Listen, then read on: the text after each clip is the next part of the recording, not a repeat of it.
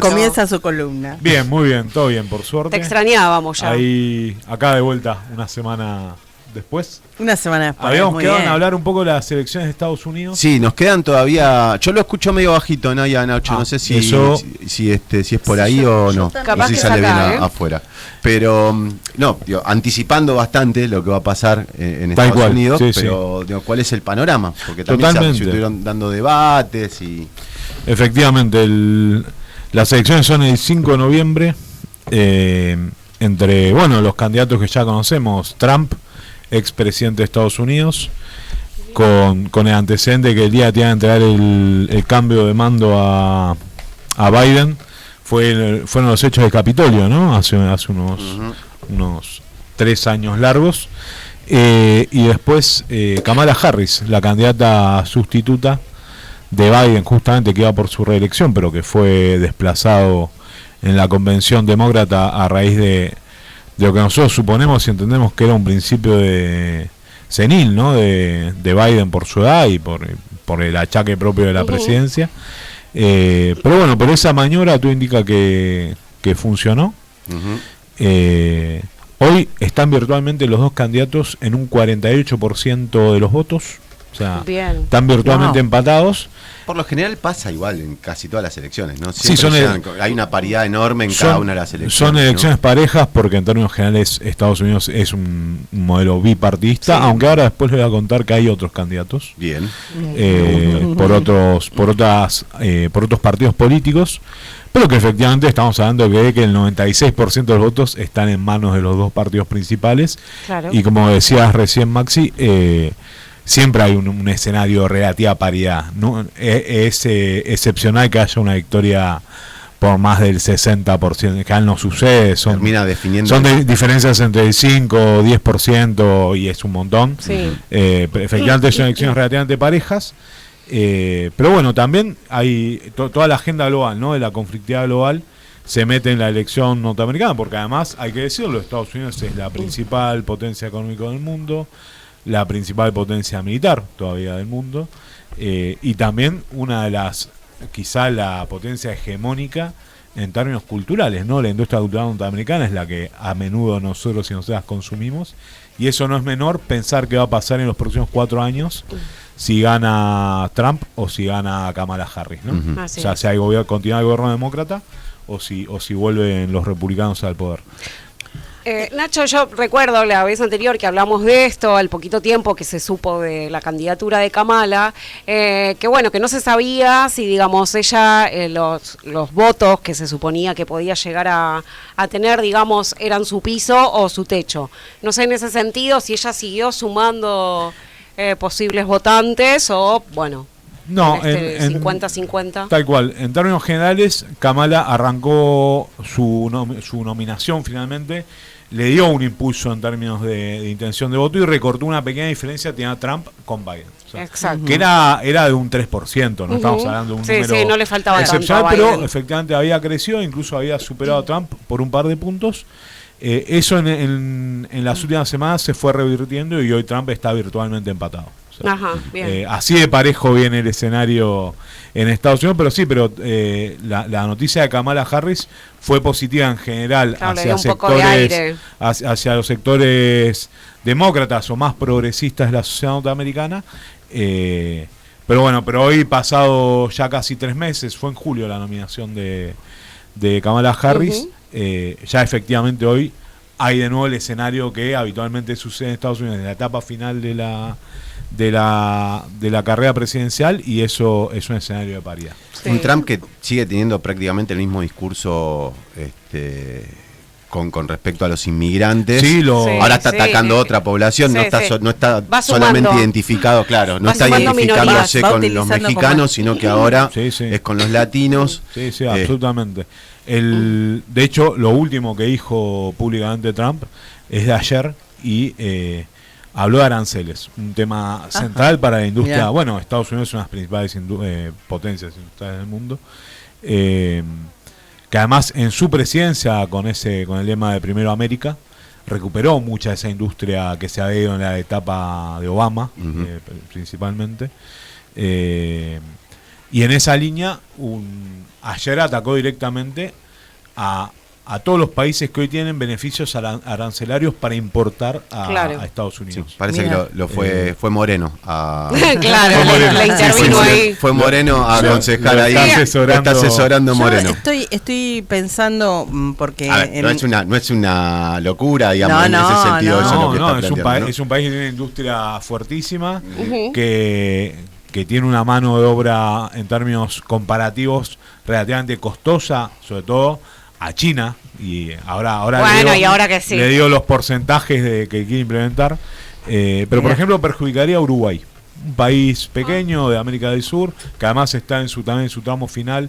Ellos la semana que viene votan, el otro fin de semana votan su candidato a presidente, y la línea es esta. Para los productos chinos, él ya dijo que le va a implementar el 60% de arancel para que entren al mercado norteamericano, o sea, detonando lo saca del mercado. Todo vínculo comercial con China, o intentándolo. Pero tuvo palabras muy duras respecto de la industria de México y dijo que no iban a vender ni un auto más en Estados Unidos. México es el gran proveedor de vehículos a Estados Unidos y Latinoamérica, y Canadá, también, y América Latina también, pero principalmente a esos dos mercados grandes de América, como son principalmente Estados Unidos y en una segunda medida Canadá.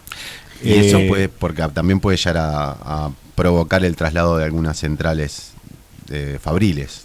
Sí, totalmente, sí. Además, entra, digamos... No es casualidad la declaración de Trump en torno a México. México viene a asumir un nuevo gobierno, continúa un gobierno que él no tiene ninguna simpatía, que es el de Morena, AMLO y ahora Sheinbaum, donde tuvieron muchas tensiones con AMLO en la etapa final de su gobierno Trump respecto de justamente la inmigración. O sea, porque además México efectivamente es un gran proveedor de fuerza de trabajo, de Estados Unidos, sin duda, claro, en todos los niveles, o sea, desde los más elementales hasta los más altos, y además México tiene un plan justamente fundado en la industria y en la producción industrial, en el desarrollo industrial del país, mirando a los mercados externos, pero sobre todo a tener un fuerte desarrollo local, digamos. Claro. Pero además que son sus vecinos, digamos. Si vos estás peleado con todos los del barrio, es complicado. Claro. Que es lo que a ellos no les importa, que el desarrollo local sea un elemento de tensión o discusión en cada país, porque lo que pretenden. Yo te quería preguntar, era en relación a este escenario de elecciones, este escenario electoral, y cómo se ha comportado en general la población interna de Estados Unidos en relación a las elecciones, con bajo porcentaje de votantes. Generalmente se prevé más o menos lo mismo. No es obligatoria, aparte la votación. Y dentro de la misma pregunta es si ellos tienen también posibilidad de que las personas fuera del país puedan votar en estas elecciones. Sí, bueno, el voto en Estados Unidos no es obligatorio, es no dato, entonces eso efectivamente genera ya una baja de participación de por sí. Se vota un día de semana, eso en general es así, o sea, y no hay ningún tipo de feriado, o sea, no es un día de no actividad para ir a votar, sino que es un día más, vos vas, votás. También podés votar anticipadamente por correo. También. Entonces, efectivamente, es un escenario en el cual las condiciones no están dadas para que haya una gran participación históricamente, eso es así, pero además, en el sentido de la disputa, hay en la opinión pública hay cierta expectativa con la elección, porque se sabe que, digamos, Trump ya fue presidente y hay un recuerdo cercano de su gobierno. Claro, bueno, indudablemente él tuvo una derrota política muy fuerte después de siendo presidente, pero él quiere volver a intentarlo a sus 78 años.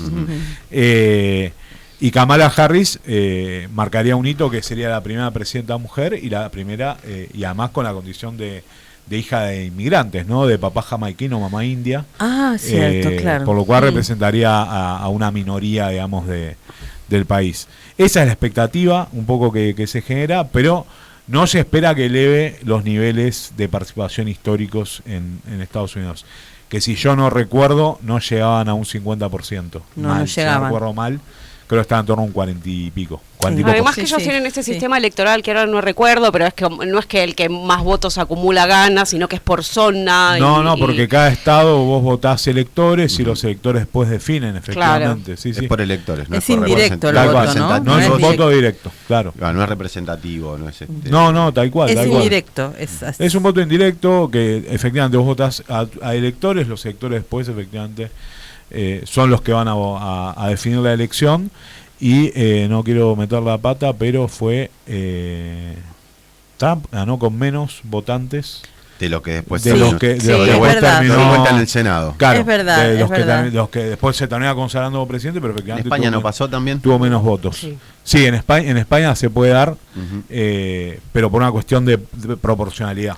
Recuerdo la campaña anterior que hubo toda una cuestión ahí con Zuckerberg, ¿no? Por campaña que había hecho para a través de Facebook y otras redes. Sí, con Meta. Sí, claro. Bueno, en Estados Unidos las redes sociales indudablemente son muy relevantes en una campaña electoral y también no sé si se acuerdan de la mano rusa para beneficiar a Trump en la elección, en la elección no con en esta, sino en la anterior. Sí, Telegram es parte siempre de los problemas. Y también aparecía Cambridge Analytica. Claro. Analytical. Era la que estaba atrás de los algoritmos. Era la que estaba atrás, efectivamente, para modificar, para incidir, en realidad, no modificar, incidir en los votantes, ¿no? Después, igual, en definitiva, Trump también se terminó peleando, le cerraron una cuenta de Twitter, se terminó peleando con él. Se armó su propia red social para poder debatir con él mismo. Y repostear cosas de Milei mogólico, por ejemplo. Claro, sí. La falsa transferencia, sí. Tienen boots y se festejan ellos mismos. Nos gobiernan niños que, no sé, que se criaron en la película del Resplandor, básicamente. Porque sí, no sé. A ver, con respecto a eso, hay como hay un discurso de odio, no sé si enmarcarlo legalmente dentro del discurso de odio, pero violento es. Sí, totalmente. Sí, es violento. Que se semejan muchísimo en el de Milei y el de Trump, ¿no? Milei quizás no ataca a los migrantes, pero sí ataca a los partidos políticos, cosa que por ahí... Sí, es más ideológico quizás. Es más ideológico. En la libre expresión, atentar contra ideología quizás está como más tal cual, más resguardado. Además, digamos, gran parte de los inmigrantes que tenemos acá lo han votado, así que sería como... Sí, ¿no? pero en Estados Unidos, donde la primera enmienda hace honor a la libre expresión, tal cual. Es mucho más chocante ver ese tipo de expresiones en un candidato a presidente. Sí, totalmente.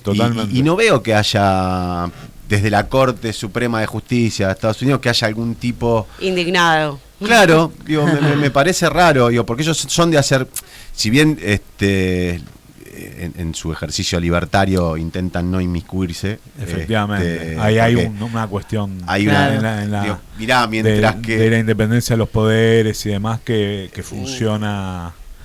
Exacto, funciona. Mientras que no pase nada, que el tipo diga lo que quiera. Obvio, va por ahí. Mientras que no pase nada, déjalo correr, pero atentaron contra el Capitolio cuando... No, claro, digamos, efectivamente por ejemplo. Si vos ponés en antecedente, mirá, la última vez que el tipo empezó a decir estas cosas, pasó. De hecho, Trump tuvo que afrontar una causa judicial por eso, por el Capitolio. Aparte un loco, toda gente ahora que lo recuerda, pero si uno lo piensa, porque a veces pasan las cosas y uno, está ahí mirando, pero digo, gente como vestida, disfrazada, ¿no? Cualquiera que haya caminado por Estados Unidos se da cuenta que eso están todos los días caminando por ahí. Eso para mí no me llamó en absoluto la atención. Realmente la toma del Capitolio fue como un evento de cosplay, ¿no? Sí. De hecho creo que lo vimos todos en vivo por la CNN y repetido por todo el mundo. Pero haciendo, por ahí hincapié en esto, me llama la atención, porque en aquel momento, cuando pasó lo del Capitolio, era entendible que rija el derecho a la libertad de expresión, ¿no? Por sobre los dichos, ¿no? Tal cual. Que es entendible por cómo se manejan. Totalmente. Ese espíritu libertario. Además, una cuestión cultural en la misma sociedad norteamericana. Ellos defienden el derecho a la libre expresión. Totalmente. Eso es parte de su condición. Pero pero aparte de esa condición, tiene el derecho a libertad de expresión es hasta siempre y cuando no atente contra. Totalmente, claro. En este caso ya tenemos el antecedente. Hay un antecedente grave. Y reitera sobre sus dichos. Ahí es donde en aquel momento no me llamó la atención porque hacían valer, el derecho a libertad de expresión. No fue él el que incitó a la violencia, en realidad fueron... ahora, reiterando... Sí, como que se reitera el mismo patrón de un discurso, no sé si odio, pero sí de violencia política. Y en esa línea, efectivamente, está bueno el punto. Yo hasta ahora no vi de ningún tipo de intervención en torno al ámbito judicial, la corte, digamos, como comunidad de advertencia y nada en torno a la campaña de Trump. Sí, efectivamente, uno podría esperar que vuelva a toda una ola anti-inmigración si efectivamente Trump viene, porque lo estás construyendo, digamos, es lo que sí, ya dijo que iba a deportar a los venezolanos. Como esa línea dura, ¿viste? Que él manifestó a lo largo de toda su historia pública, digamos, pero que cuando fue presidente la exacerbó, porque lo hizo realmente. Claro. Separó familias, no sé si se acuerdan, pero separó familias que uno tenía papeles, se quedaba, y que no tenía papeles se tenía que dejaba niños por un lado, en jaulas. Era Alemania del Este y el era una cosa. Pero además pasó Hitler y dijo que era mucho. Con un nivel de crueldad que no tenía ni registro. Bueno, estamos viviéndolo aquí, el nivel de crueldad, ¿no? Pero con un agravante, y es que la libre portación de armas en Estados Unidos no ayuda a eso, ¿no? Por eso cada tanto alguna repercusión de este clima que se genera y se construye, la sociedad de Estados Unidos acusa esto, ¿no? Claro. Sí, pero en realidad, yo entiendo en realidad que la libre portación de armas en Estados Unidos va para defender los gobiernos autoritarios. Bueno, claro, por ese eso es el sentido que le da, no es porque a todo el mundo le gusta tener un arma en la mano, sino que ninguno se va a hacer el loco de hacerse el Maduro en el medio del gobierno, porque sabe que gran parte de la población está armada. Me parece también que es uno de los componentes, ¿no? También tenés gran parte de gente que ha participado en guerras, digamos, que no solo tiene experiencia en manejo sino que quizá quedó con alguna cuestión, digamos, psicológica que hace que se exacerben. Estados Unidos tiene la particularidad en términos de su población, sobre todo hombres, pero también hace ya más de 20 años también mujeres, que sirvieron en algún conflicto de los cuales Estados Unidos se encarga de generar o ser parte a lo largo del mundo. Y eso efectivamente se suma al antecedente que vos decías de la población armada, ¿no? Es un pueblo que se configura de esa manera, que cree en la guerra como un medio para resolver los problemas en favor de ellos mismos, digamos. Claro. O uno podría decir que no es de ellos mismos, porque muchos de ellos son carne de cañón en esas guerras, sino de su burguesía, ¿no? De sus sectores dominantes, que sin duda Trump lo encarna de manera efectiva. En esa línea me parece que ahí hay digamos, la contraparte a Trump, para salir un poco de Trump y hablar de Kamala Harris. Que la que vamos a votar, dale. Nosotros no al votamos. Final, Nacho, ¿a quién te va? Nosotros no votamos. Vos tenés la doble ciudadanía. En Estados Unidos. Haciendo lobby para Trump. ¿Quién te ha visto? No, terrible. No, nosotros efectivamente, respecto de Harris, un poco en la última semana lo acusó de estar un poquito loquito a Trump después de lo que hizo de bailar en vivo en la televisión. Pidió que pusieran temas, dijo a quién le importan las preguntas, se puso a bailar en un programa de campaña. Nay también baila acá atrás de cámara. Así que, seguramente Nay lo hace mucho mejor igual. Y un poco ahí aprovechó Harris como para decir un poco que está fuera de sus cabales. Él le respondió por Twitter diciendo que él tenía un montón de estudios cognitivos y que él es un crack, más o menos. A lo Trump le respondió. Eso fue un poco lo que vino pasando. Después hay algún estudio de campaña del último tiempo donde, a raíz de la violencia antimigrante que exacerba Trump en su discurso, sobre todo contra las minorías negras y latinas, no hay registro en esas estadísticas o estudios de campaña, digamos, de que eso incida en que ese electorado se vuelque masivamente a Kamala Harris, sino que como que tiene su tendencia más o menos equilibrada y sigue su curso, hablando un poco del discurso, cómo impacta ese discurso la opinión pública y en la población. Y después otro tema que está haciendo bandera Kamala Harris en las últimas semanas, pero que fue parte de su eje de campaña en general, es el tema del derecho al aborto. Algo que nosotros acá conquistamos hace no muchos años, nuestras compañeras fundamentalmente conquistaron la marea verde. Al calor de la marea verde y del 2020 fue, ¿no? ¿2020 o 2018? Sí, no, pero la sanción. La sanción fue en 2020. 2020, porque me acuerdo que estábamos en la calle. Sí, estábamos en pandemia todavía. En pandemia, con barbijos, claro. Con barbijos, tal cual. Y que en Estados Unidos viene habiendo un retroceso, porque allá no depende tanto de la ley federal, sino depende de cada estado. Que lo ratifique o no lo ratifique, y viene habiendo un retroceso por sectores conservadores, principalmente republicanos, de ir para atrás con un derecho conquistado en estados hace más de 30 o 40 años. O sea, no es algo tan reciente, pero sí hay una oleada conservadora anti derechos y anti la posibilidad del aborto. Claro. ¿Cómo se logra? Capaz que esta no...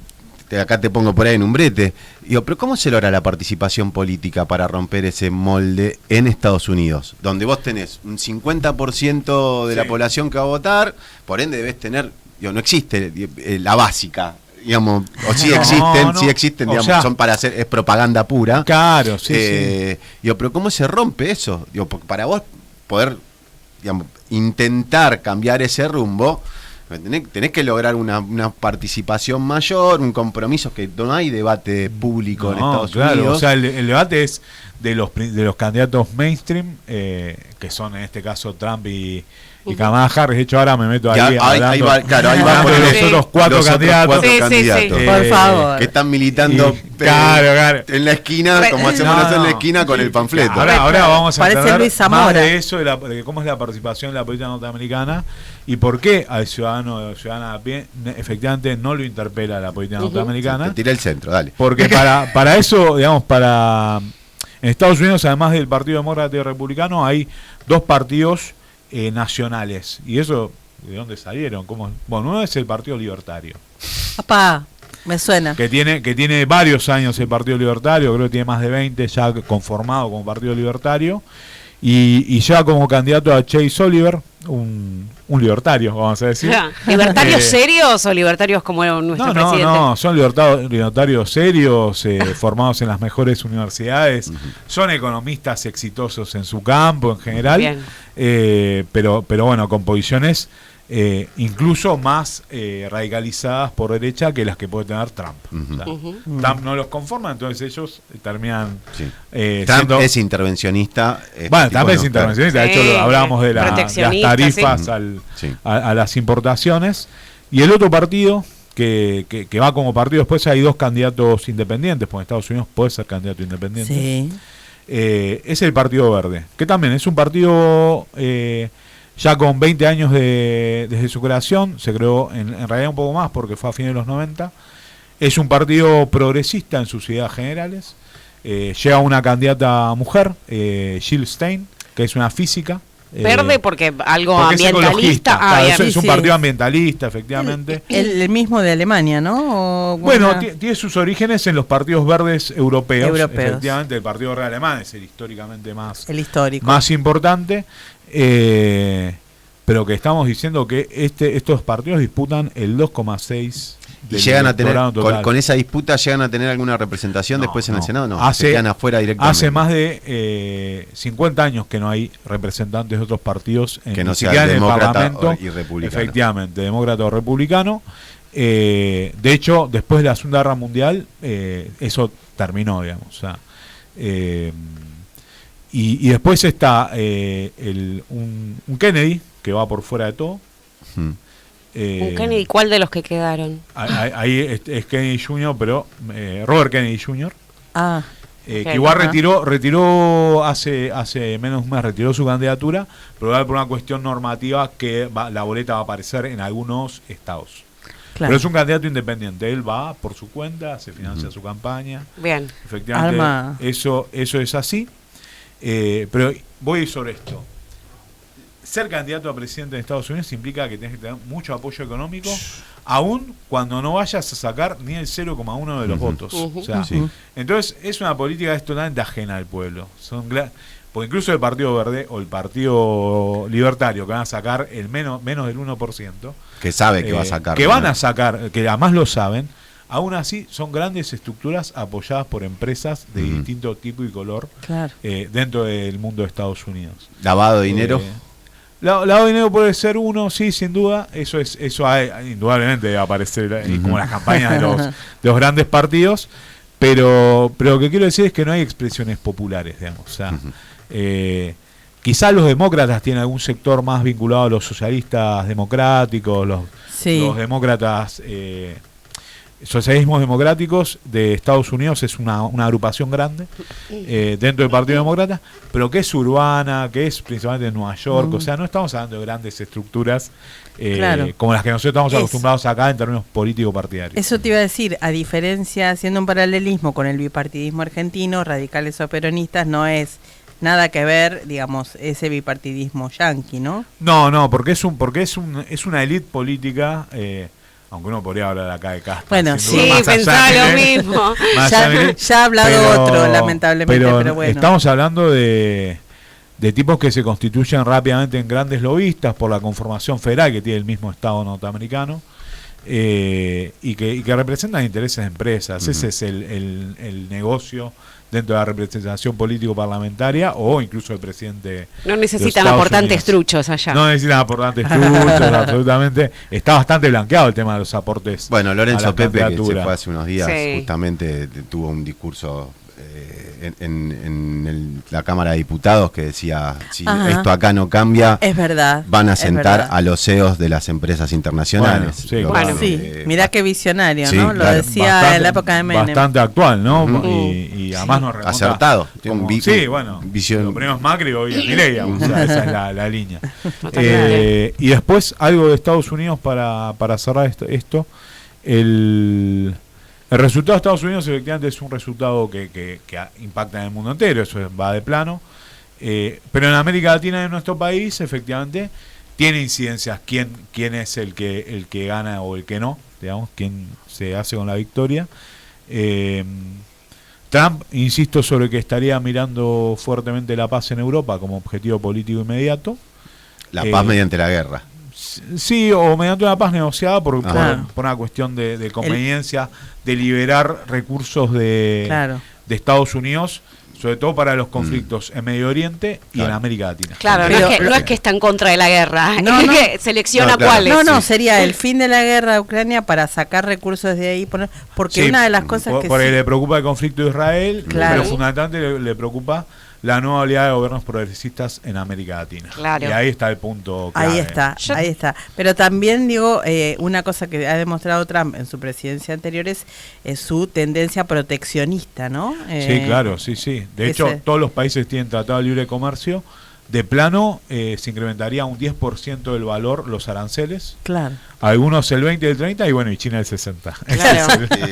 Y ahí con esto que dijiste, ahora ya me voy para otro lado. La cuenca del Paraná, que está tomada por milicia de Estados Unidos, ¿cómo quedaría ahí si llegaría a ganar Trump y apunta a fortalecer esos objetivos militares? Sí, efectivamente, uno entiende que hoy no, digamos, las soluciones, por lo menos, o las prácticas, vamos a decir, imperiales, como es el caso de Estados Unidos, y la presencia militar no solo en la cuenca del Paraná, sino en un montón de regiones de América Latina.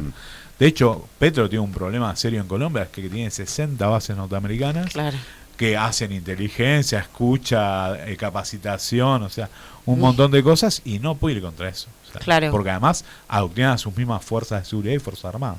Claro. Más allá del sentido progresista de Petro. Pero volviendo a eso, uno entiende que hoy la cuestión no va por la invasión, como era, no sé, en Panamá a principios del siglo XX, justamente contra Colombia, contra el Estado colombiano de esa época, sino que son formas más sutiles, pero igual de brutales, digamos. Sí.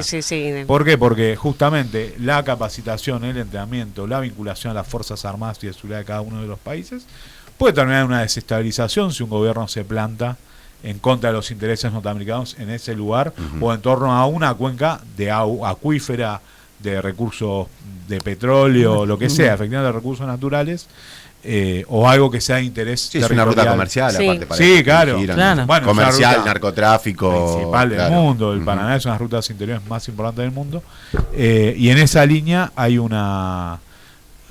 es un problema la presencia siempre de tropas extranjeras de cualquier país. Con esto no quiero hablar sobre Estados Unidos, sean de cualquier país. Sí, bueno, así comenzó el conflicto de Rusia, ¿no? Con Ucrania, porque tenía ahí Putin. Claro. Sí, tal cual. Y después lo otro, Kamala Harris de ganar, posiblemente va a usar el conflicto europeo,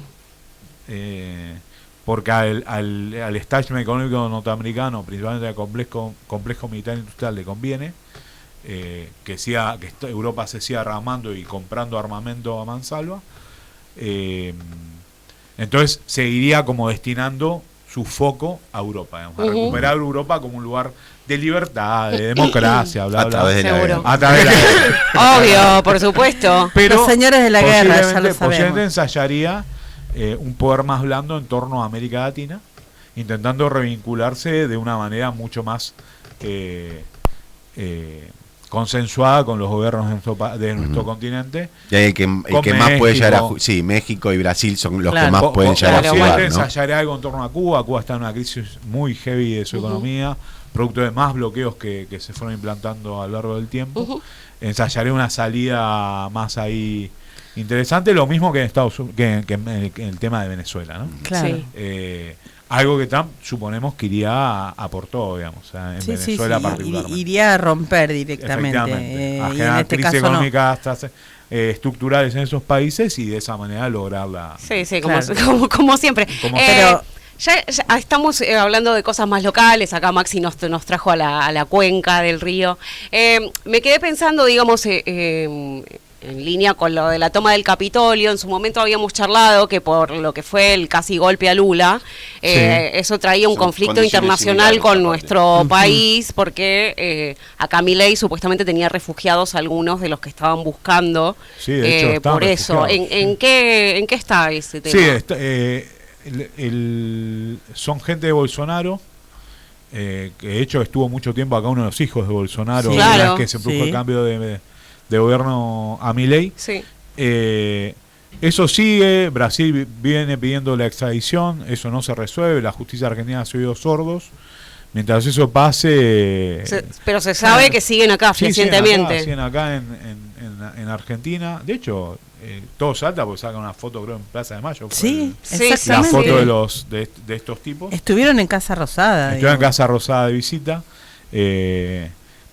A ver, obviamente que a mí me parece que esto que vos traes de estos golpistas brasileños, porque claramente ellos fueron parte de un intento de golpe contra el nuevo gobierno de Lula en el momento de asumía, o en la previa de asumir, y yo voy a hablar ahora sí algo más local de la agenda de la semana, que tiene que ver con esta violencia política que se va trasladando a nuestro país. Este loquito que aparece en todos lados, que colabora con las fuerzas de seguridad, que protegió al el de Corrancucas, blogger,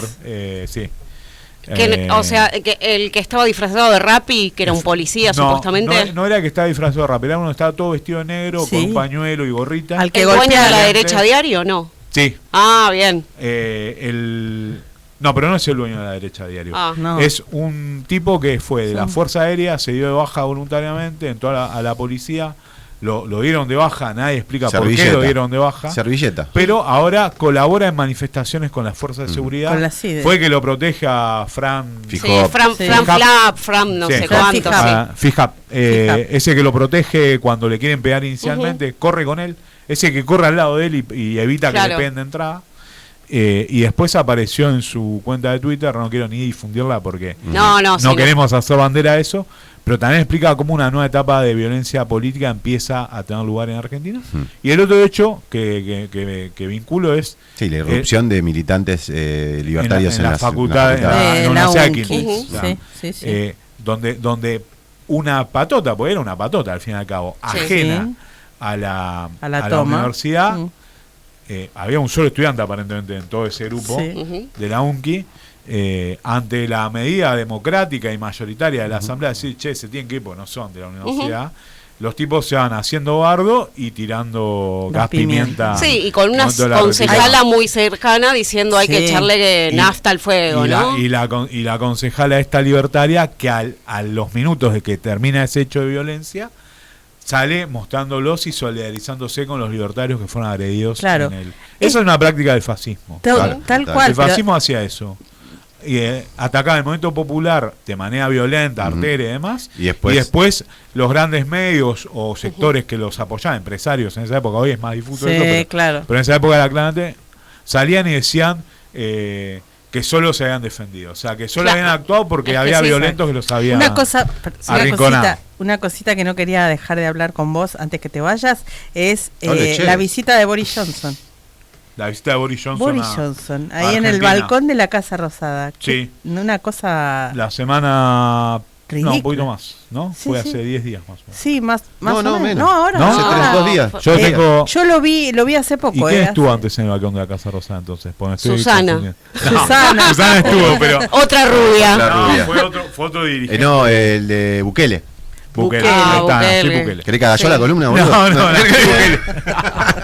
Como boludo, más respeto por nuestro columnista. Boris Johnson. No le permito. Tremendo. El artífice del Brexit, además. Claro. Derrotado políticamente en Inglaterra. Además, brutalmente. Es un marginal hoy. Es un marginal. Y es como que los tres tienen como algo en el pelo, ¿no? De Trump, él y... Tienen problemas capilares. Y Milei, sí. Con también, ¿no? Tiene rulos. Hay algo ahí.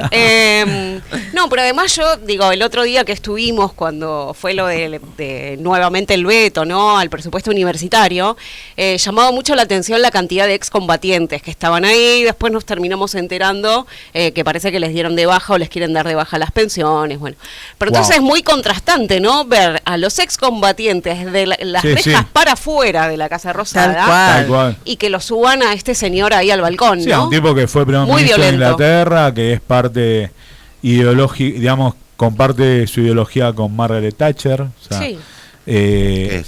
a quien Milei admira, idolatra, y que efectivamente es parte de los enemigos declarados del pueblo argentino, o sea, porque ella fue la comandante política de la guerra de Malvinas. Me llama muchísimo la atención ciertos vínculos que genera Milei, ¿no? O sea, lo hizo con el lobo de Wall Street, por ejemplo, un tipo cuando estuvo allá, claro, un tipo que terminó enjuiciado, condenado por estafas a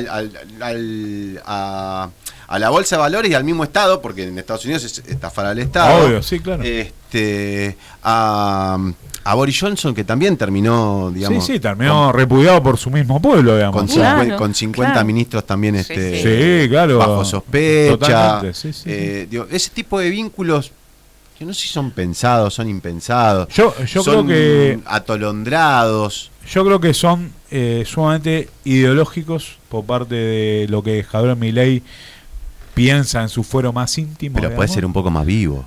Bueno, pero justamente como... A mí me parece parte de lo que le pasa a Milei, esto es una reflexión súper personal, impulsivo, tiene que ver con que efectivamente el tipo se guía por cuestiones sumamente ideológicas que no tienen nada que ver con la política real. Y eso lo lleva a lo de China, por ejemplo, ¿no? Ideológicas hasta ahí, claro, digo, porque es libertario hasta cuando le conviene. Pero él arrancó diciendo que China comunista mala, feo, sucio, y ahora resulta que es el único que te puede tirar una soga. China, no me fiaba un envase. Claro. China, mi buena amiga. de 5.000 millones de dólares. Yo no dije que apagaba la heladera. Yo no dije que apagaba la heladera. Termina yendo a comprar sin envase al chino. A ver si le tira un cajón. Nacho Cápora, Grosso. Una nueva columna. Siempre. Genio como sí. Necesitan artística esta columna, lo voy a decir al aire y lo estoy mirando a ustedes. Sí, no sé por qué, como si yo me encargara de eso. Con le ponemos el martillo, todo. La voz. Bueno, si necesita la artística, sáquele plata al columnista. Que colabore. Sí. Muchas gracias, Nacho. Nacho, la semana que viene, si podemos hablar de las elecciones en Uruguay, que lo deslizaste. Obvio. Sí, estamos a tiempo, porque vamos a hacer el otro fin de. Bien. Hasta la semana próxima, Nacho. Muchas gracias.